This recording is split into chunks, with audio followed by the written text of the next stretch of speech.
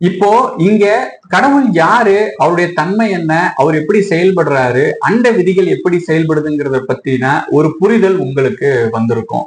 இவர்தான் கடவுள், கடவுள் இப்படித்தான் இருப்பாரு, கடவுள் இந்த முறையில தான் நம்மளை காப்பாத்துவாரு, கடவுள் இந்த முறையில தான் இந்த உலகத்தை கட்டுப்படுத்துறாரு அப்படின்னு சொல்லிட்டு மதங்கள் தங்களுக்கு தகுந்த மாதிரியான கோட்பாடுகளையும் வழிபாட்டு முறைகளையும் உருவாக்கி வச்சிருக்கு.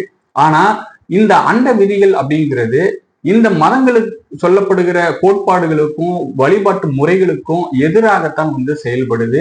அதாவது கடவுள் அப்படிங்கிறவர் நேரடியாக எந்த சூழ்நிலையிலையும் செயல்பட மாட்டாரு.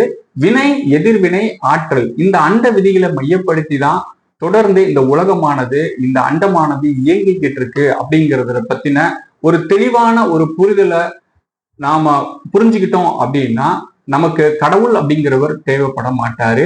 நாம இந்த அண்டத்தை புரிஞ்சிக்க முயற்சி செய்வோம். நாம நம்மளுடைய எண்ணங்களுக்கும் செயல்களுக்கும் முக்கியத்துவம் கொடுப்போம். ஏன்னா இந்த எண்ணங்கள் செயல்கள் வழியாகத்தான் ஆற்றல் அப்படிங்கிறது இந்த அண்டத்தின் மூலமாக நமக்குள்ள கடத்தப்படுது. அந்த முறையில தான் நாம தொடர்ந்து இயங்கிக்கிட்டு இருக்கோம். இந்த உலகமானது இந்த உலகத்துல இருக்கக்கூடிய உயிரினங்கள் எல்லாமே இந்த முறையில தான் இயங்கிக்கிட்டு இருக்கு.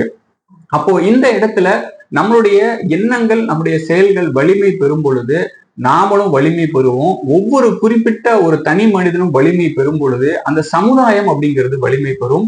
அந்த குறிப்பிட்ட சமுதாயம் வலிமை பெறும் பொழுது அந்த நாடும் அந்த உலகமும் தொடர்ந்து சிறப்பாக செயல்படும்.